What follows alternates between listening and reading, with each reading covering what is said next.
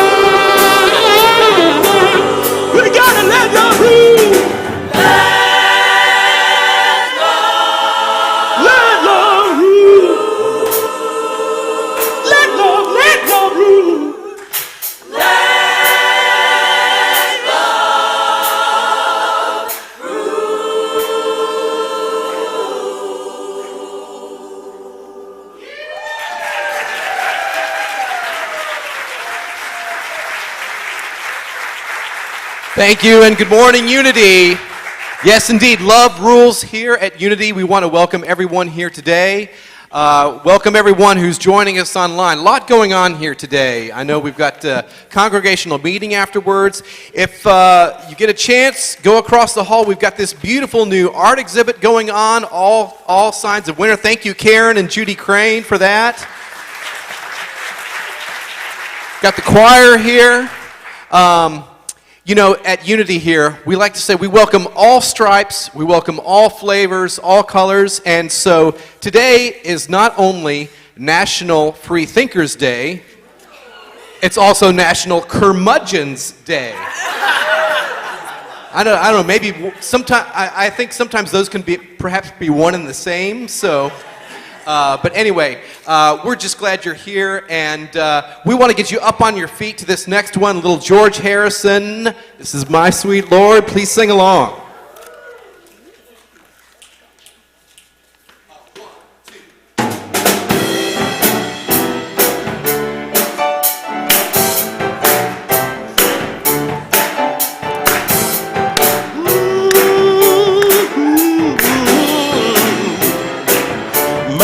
Sweet Lord, hallelujah.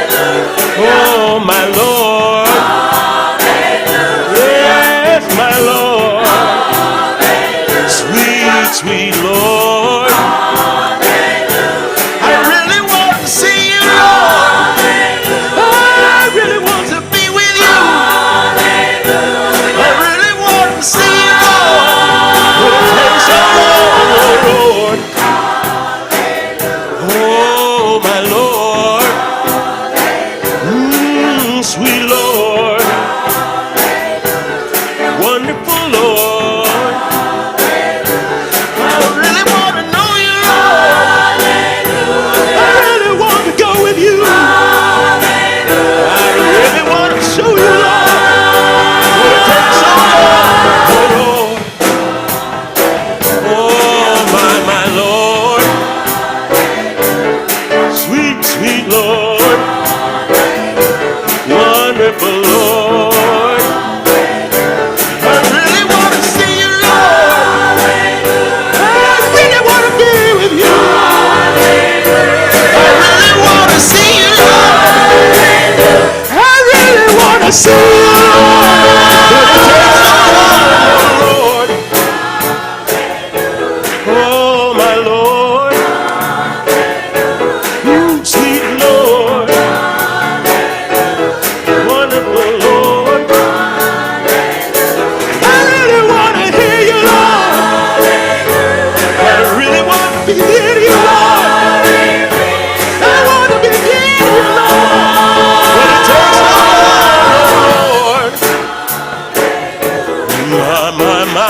my, oh my Lord, 'cause you're so good to me, Lord. I really want to see you. I really want to be with you. I really want to see you. But it takes so long, Lord. My Lord. Wonderful Lord. 'Cause you're so good to me, Lord.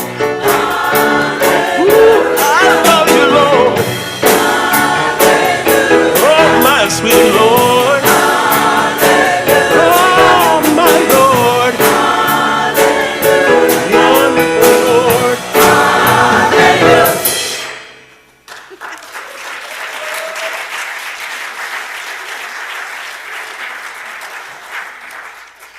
please remain standing now and join us in the welcome song.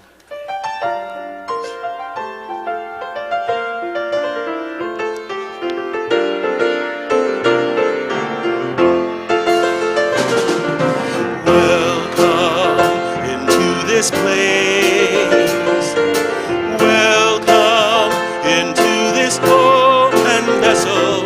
You desire to abide in the praises of your people. So we lift our hands and we lift our hearts as we offer up this praise unto your name.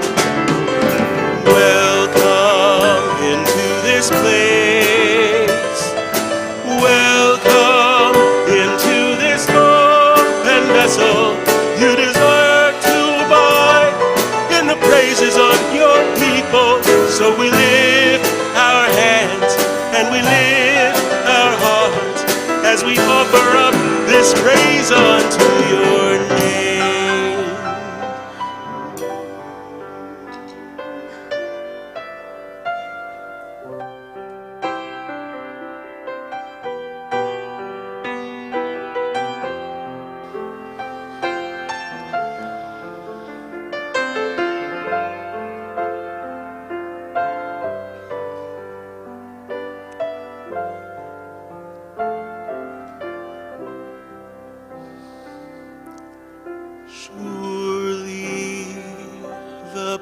presence of the Lord is in this place. I can feel God's mighty power and God's grace. There's a holy hush around us. I see glory on each face. Surely the presence of the Lord is in this place. I'd like to thank each and every one of you that participated in our meditation vigil yesterday as we uplifted the world with loving kindness. We had 128 people participating in online and in person, so congratulations. You can still access the meditations that we had available by going to the Unity of the Triangle YouTube station. So now let us pray.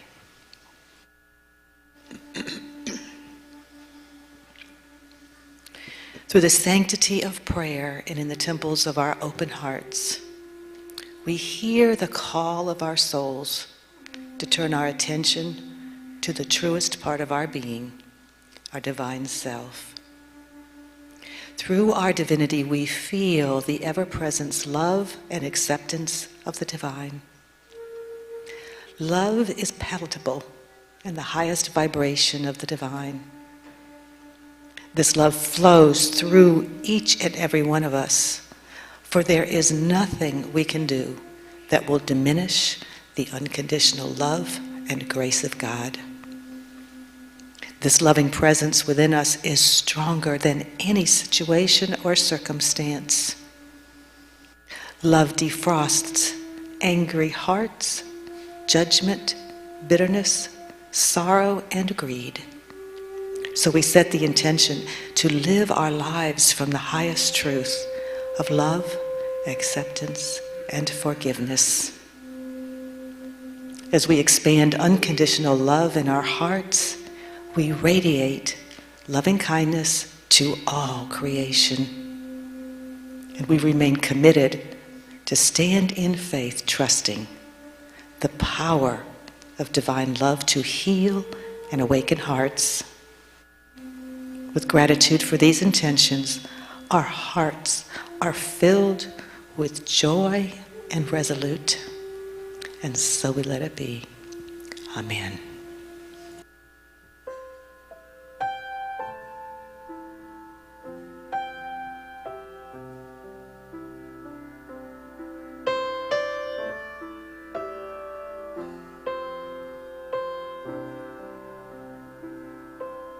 Won't you pray with me? Love is all I need. Peace and unity. Sing and pray with me. Won't you pray with me? Love is all I need. Peace and unity. Sing and pray with me.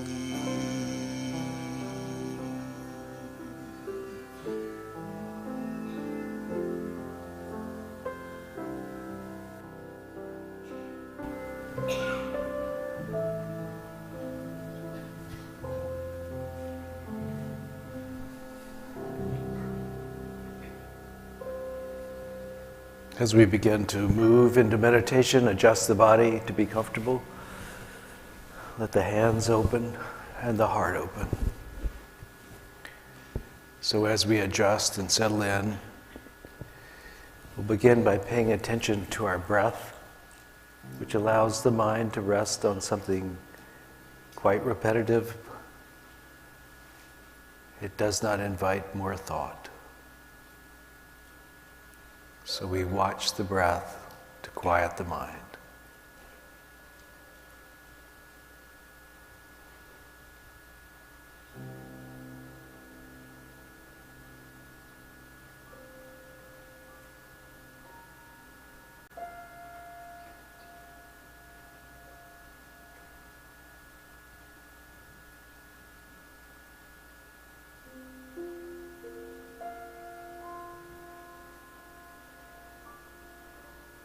Gradually we go deeper.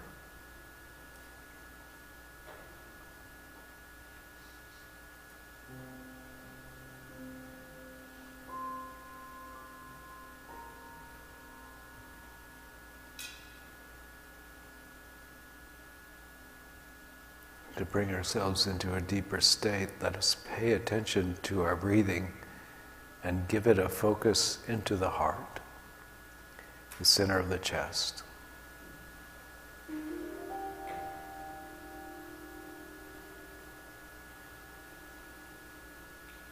And let the heart open to meet the breath, to expand with breath.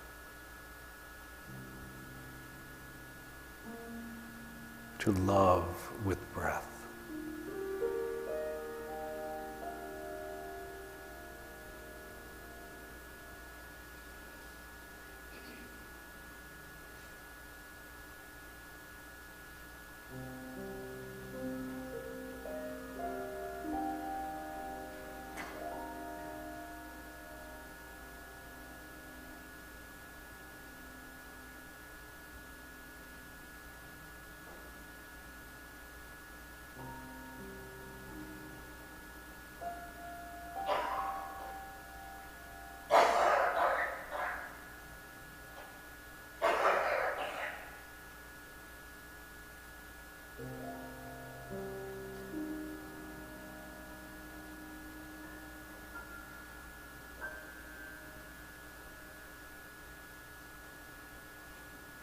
And as the heart opens,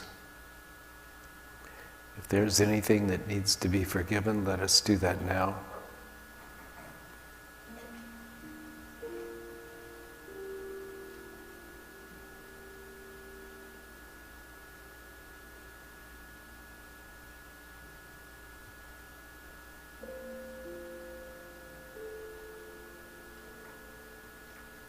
And if anything needs a prayer or a blessing, let us do that now.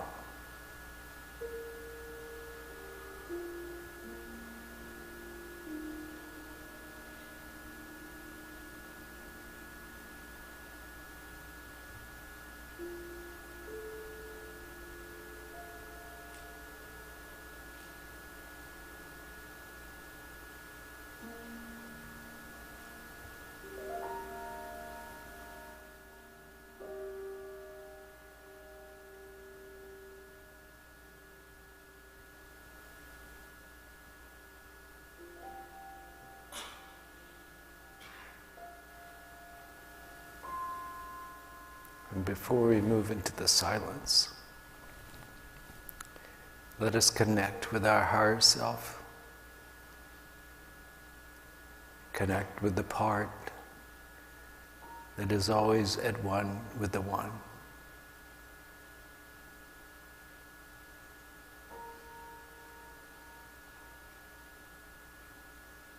And leaving our thoughts of material things, let us turn our attention to that.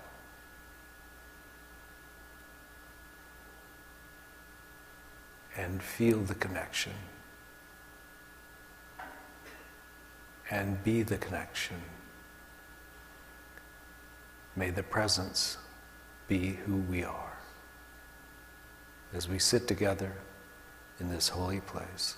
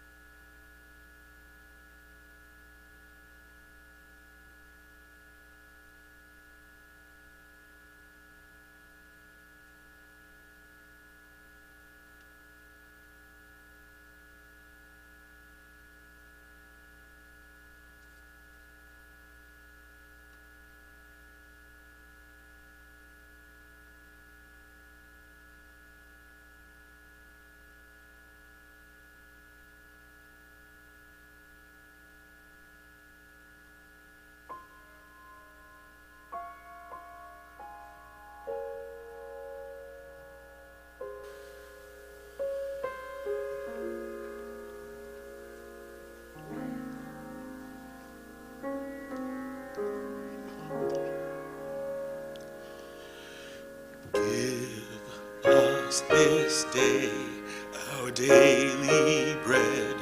You said you would supply all my need according to your riches. I have but to ask, and I shall receive.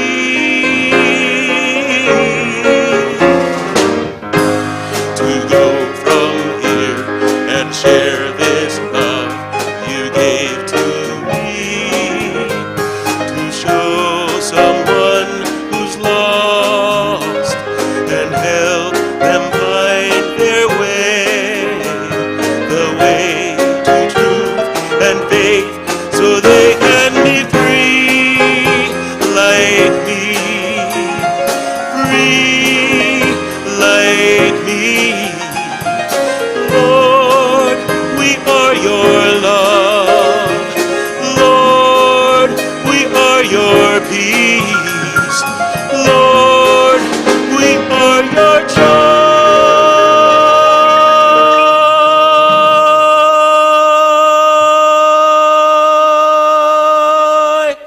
This day.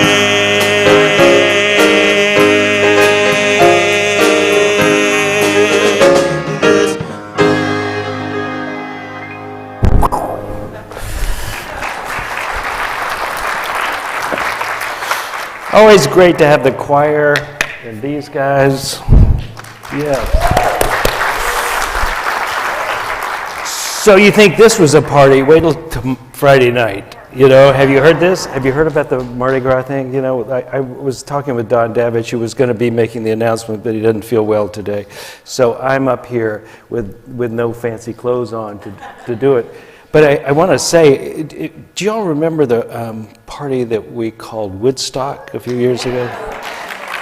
The scene I remember out of that was people well past 50 standing up, and we had a big screen up there, and we were projecting the music from Woodstock on the screen, and it was played with big speakers, and it was loud and thrumming, and everybody was yelling at the screen, "I can't get no satisfaction!" And I was thinking, that's my church. This is the way we do it. You know, it's like.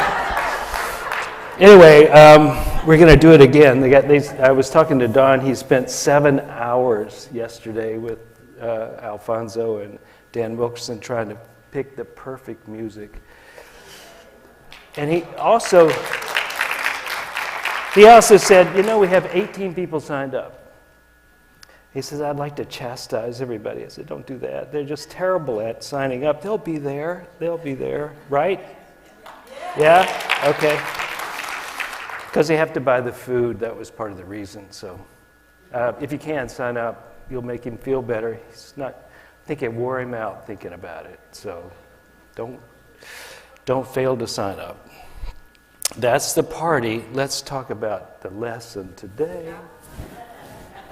So, I don't know if you know this, but I've been doing this Sunday talk thing for almost 2,000 times now, and so I often don't know what to talk about, so my staff tells me what to talk about these days. And it's sort of like the challenge, like subjects I wouldn't cover normally, they bring up, and so the one we're doing today is Zacchaeus, the tax collector. Let me read you this story. I knew you were interested in tax collectors. And it's like, so the story goes like this. Jesus entered Jericho and made his way through the town.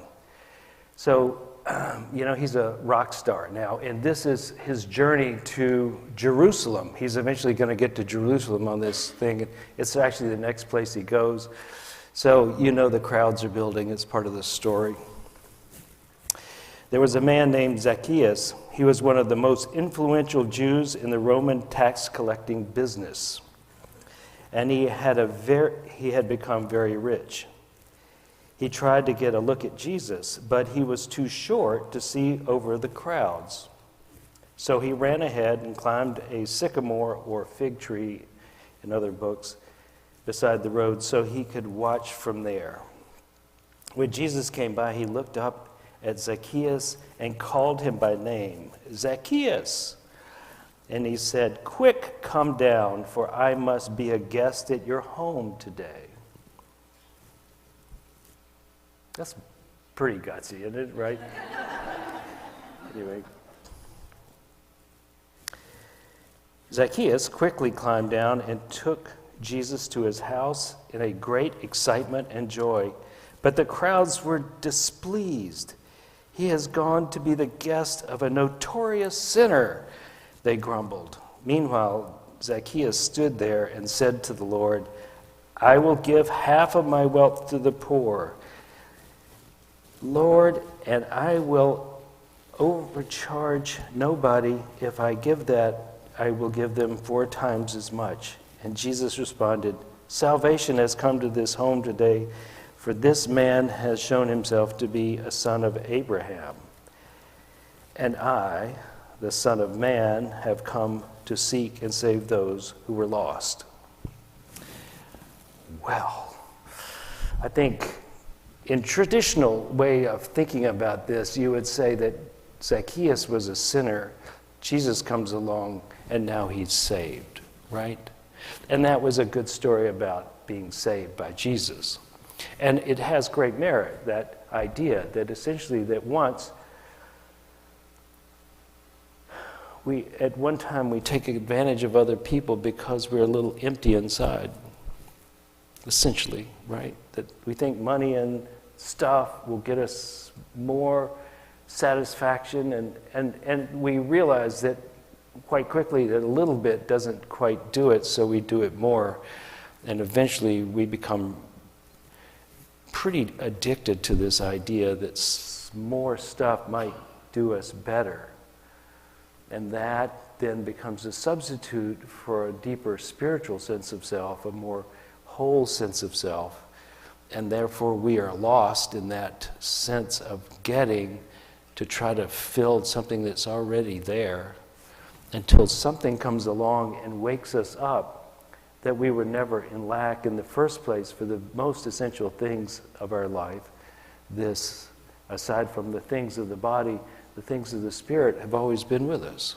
They have always been there, and they will always be there because they come with the package of being a human being.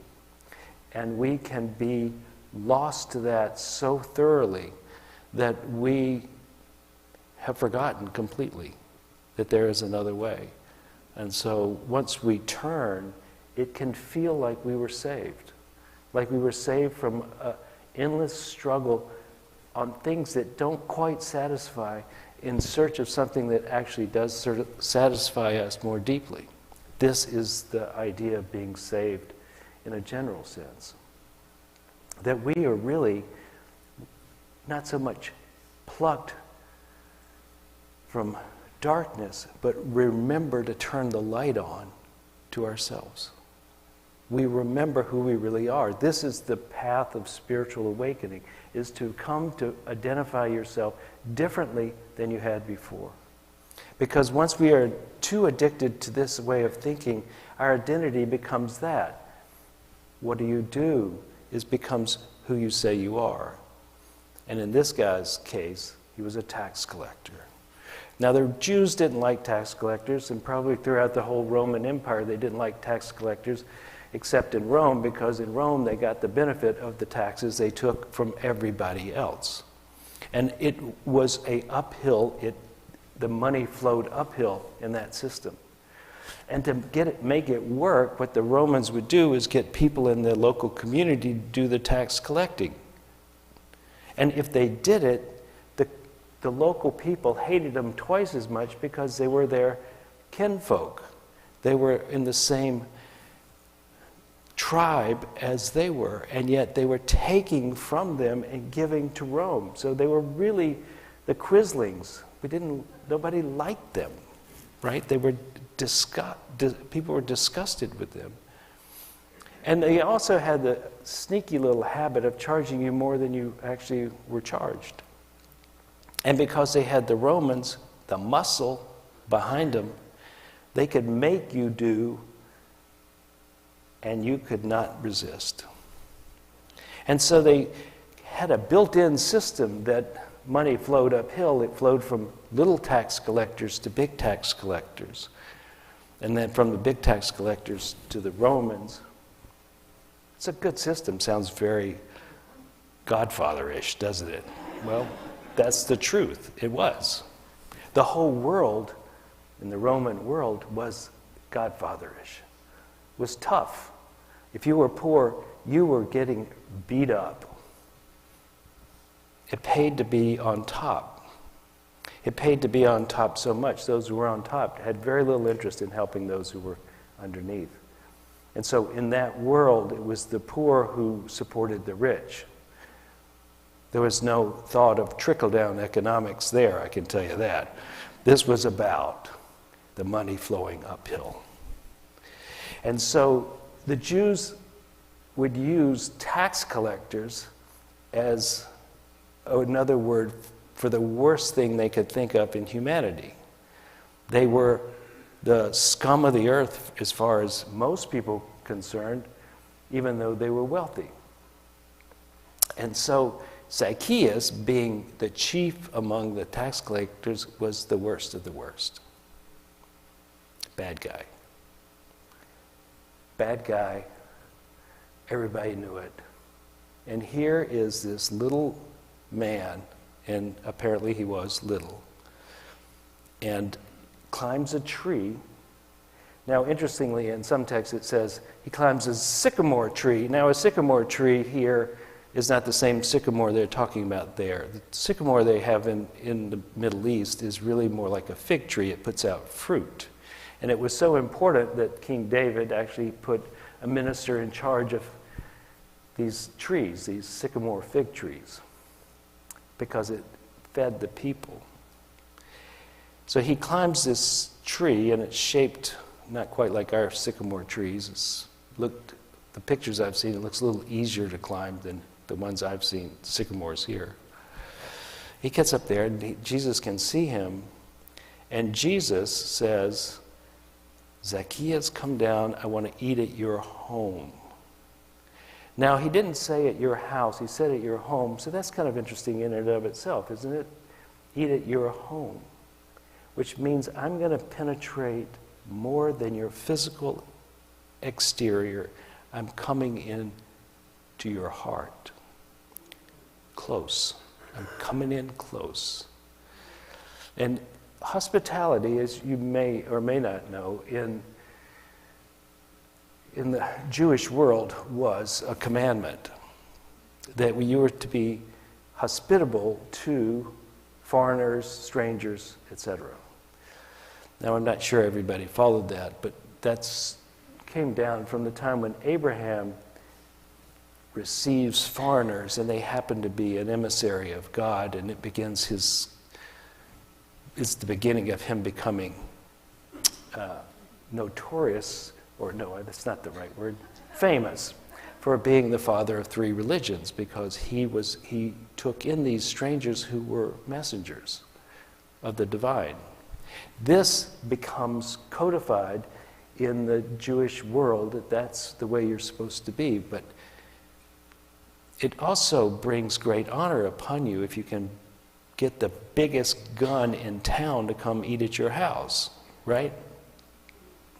So if Jesus, who's now got a crowd that's just wanting to see him, lining so he can't even see them, that he has to climb a tree, he's done really well. And so as Jesus penetrates into his innermost self, he begins he has an outward transformation as well. Because now his honor is coming not from money, but from the inner self.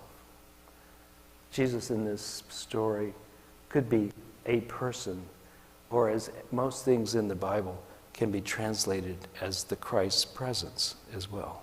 Most places Jesus can be translated as your Christ's presence. And so when the Christ presence moves into the center part of your being, into your home, becomes your home base, then not only will you begin to feel differently, but perhaps what is valuable to you what brings you glory, what brings you good, will be that presence as well. I got a note from Ana Quintana. Remember her? Somewhat. I could just barely remember who she is. Ana, somebody wrote her a note and said, Ana, I think you're on a very fast spiritual development. Your life is changing very quickly, and you're willing to follow that path no matter where it leads you. And because of that, I think you're going to move very quickly, and you're an inspiration to us because now you're on that path. Well, if you take Anna, she was not a tax collector, but for 23 years she ran her family business. And she did everything she could to make her business profitable, and the family successful, etc., until she could not do it anymore. Until she was just topped out with being in charge of business and numbers. And so she left and became a minister. And she has not pursued with this. If you know Anna, she's always pursuing the buck. She's always smart about money, right? Do you know what I mean? But where she is going where her heart, where her soul tells her to go.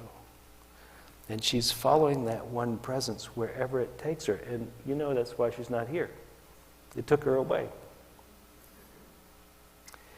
So the change of priorities happens when we begin to listen to the still small voice instead of the clanging of the outer world that tells us what we need.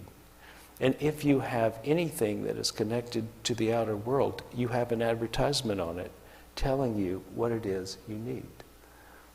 And most of us have most everything we really need.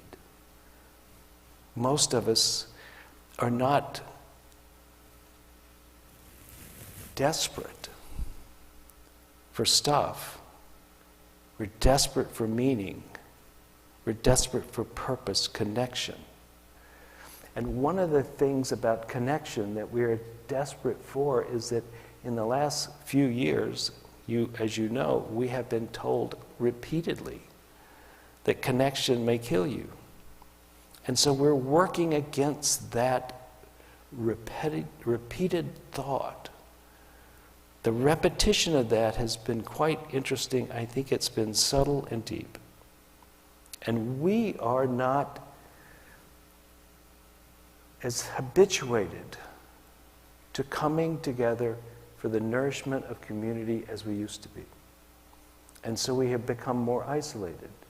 And the number of people who have contemplated suicide, and the number of people who have opioid addictions, and the number of people who are depressed or anxious has gotten larger.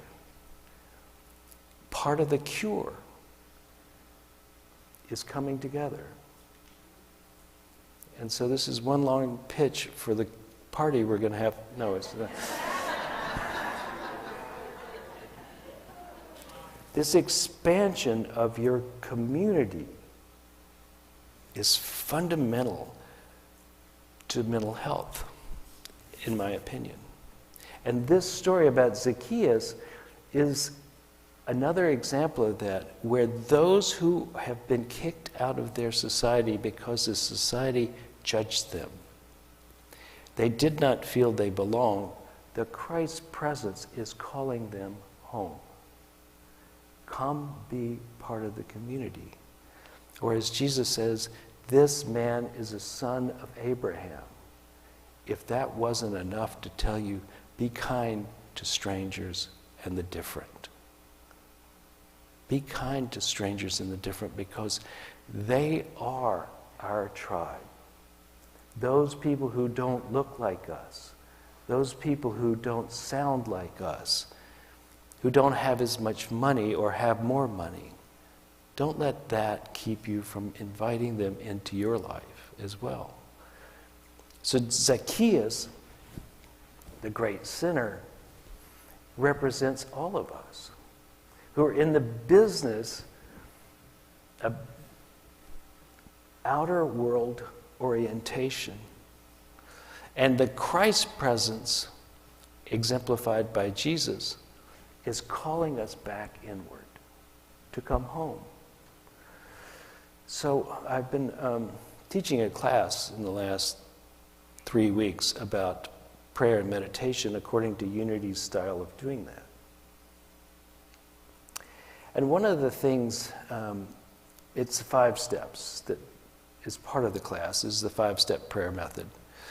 But we started off with this idea that there's only one presence and one power. And I gotta say, I must be off my game because I had pushback on that.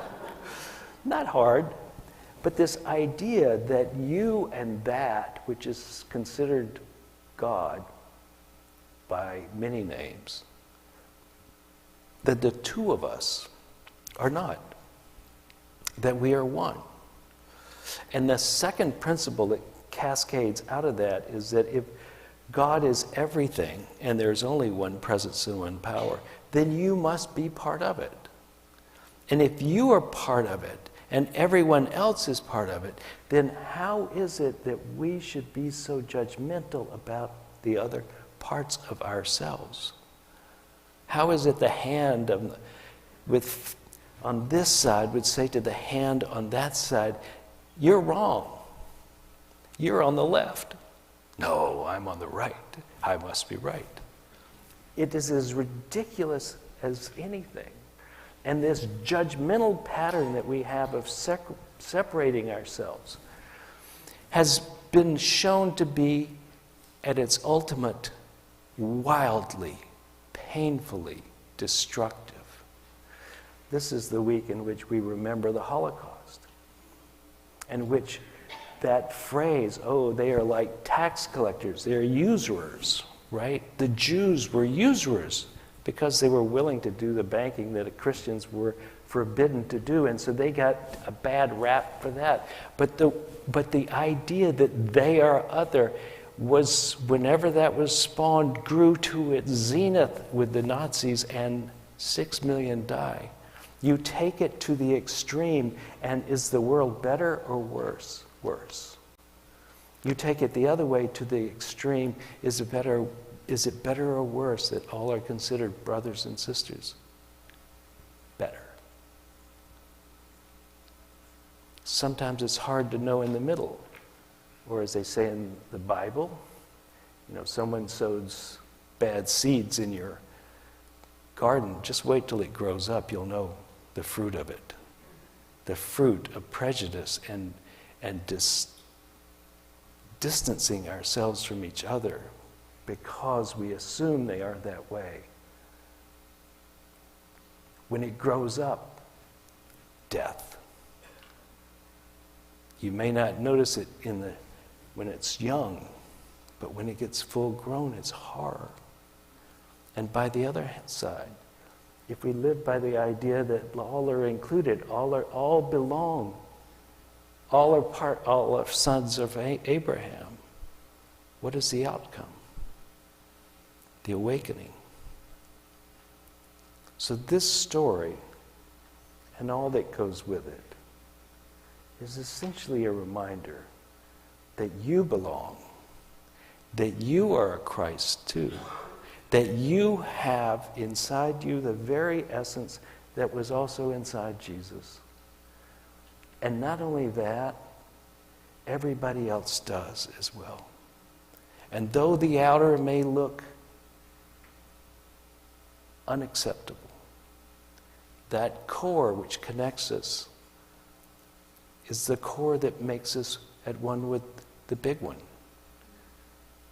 and the small one.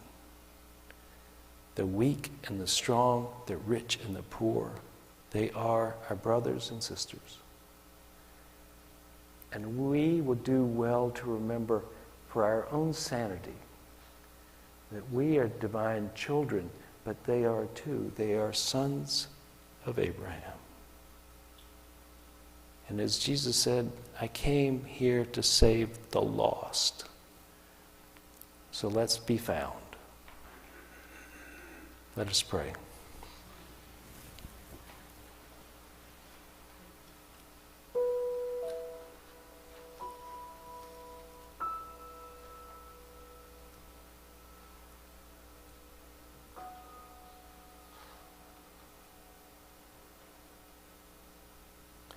for a moment, let us just feel ourselves. Feel what it is like to be who we are in this place, in this moment.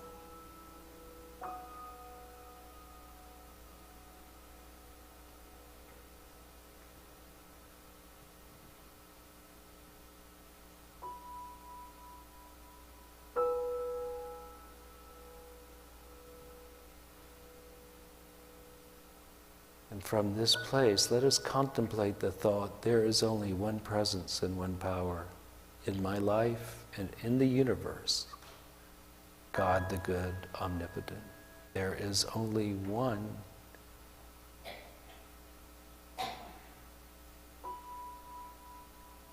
So who does that make you?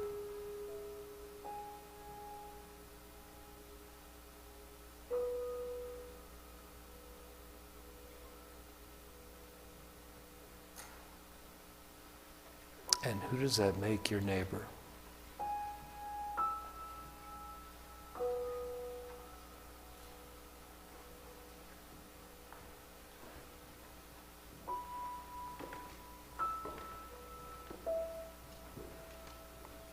And if that is so,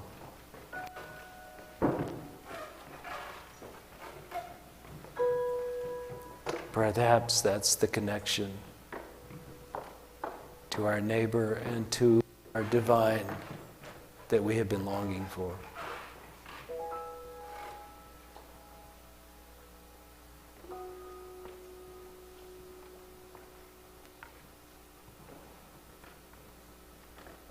Let us go home to that. And so it is. Amen.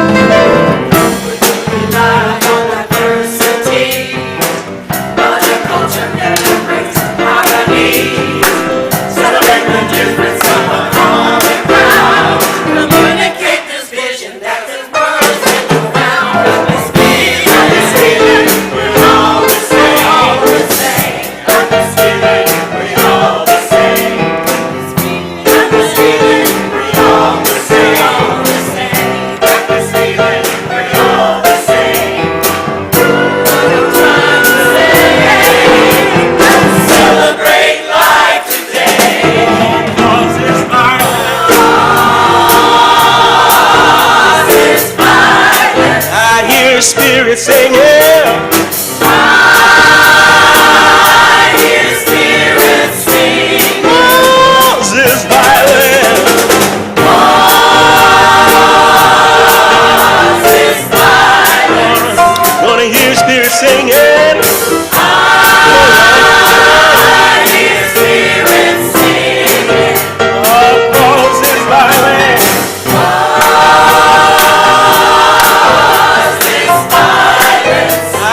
Spirit singing. I hear Spirit singing. All is violent. All is violent. Oh, now I want to hear your Spirit singing. I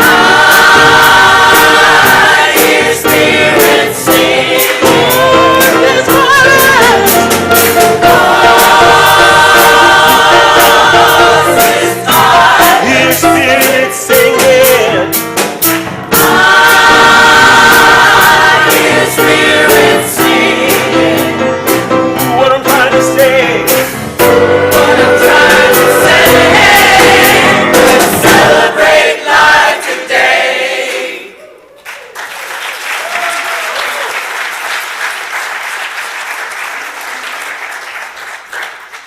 Yes, we all have a song in our hearts, don't we? Today, right after this service at 12:20, come back into the sanctuary for the congregational meeting, hear about what's going on this past year and what's to come. So we hope to see you, members and non-members alike. So come in here. And then next Sunday, Sandy Rifkin, yeah, there we go, she's wave. We'll be holding a class. It's about awakening the divine intelligence within you so that you go to a higher state. And the nice long title is shown on the screen. So please register by going to unitytriangle.org and sign up for her class next Sunday, 1 to 3. Then the following Saturday, February 11th, our own Newsom Holmes is going to be leading a meditation class, a heart-centered meditation class from 10 to 12. And then on the 18th and 25th of February, there will be an astrology class, actually workshop. It's 2 levels. You do have to register for that, and that is a paid workshop. So again, go to unitytriangle.org and register. You can go to the calendar, click on the event, and then you are able to register. As with all of our events and classes, including the Mardi Gras, go to the website and register.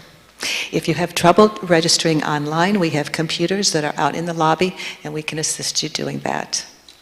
So now, if the greeters will come forward as we bless our gifts. We are a self-sustaining community. No one else helps us but ourselves.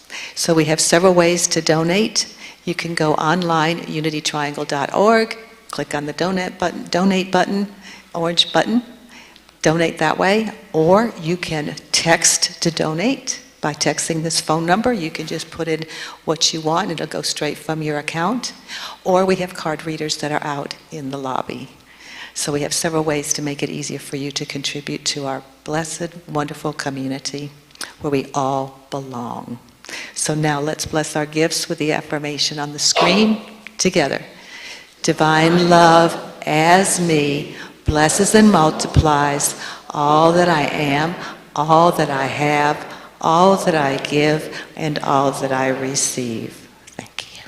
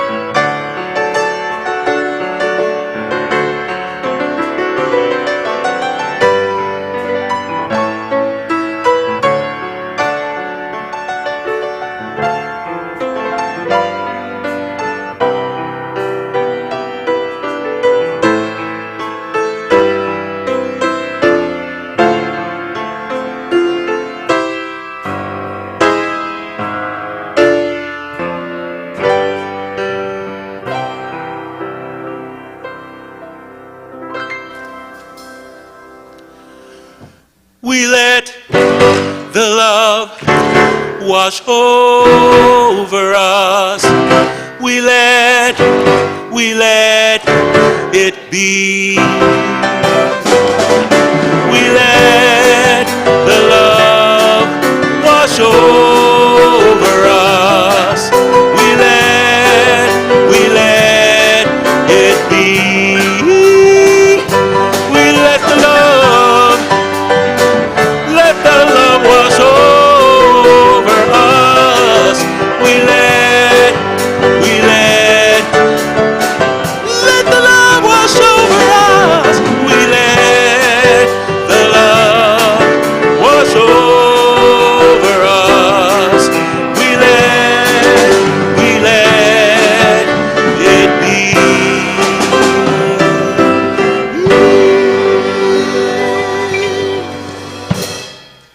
The light of God surrounds us. The love of God enfolds us. The power of God protects us. The presence of God enfolds us, watches over us. Wherever we are, God is, and all is well.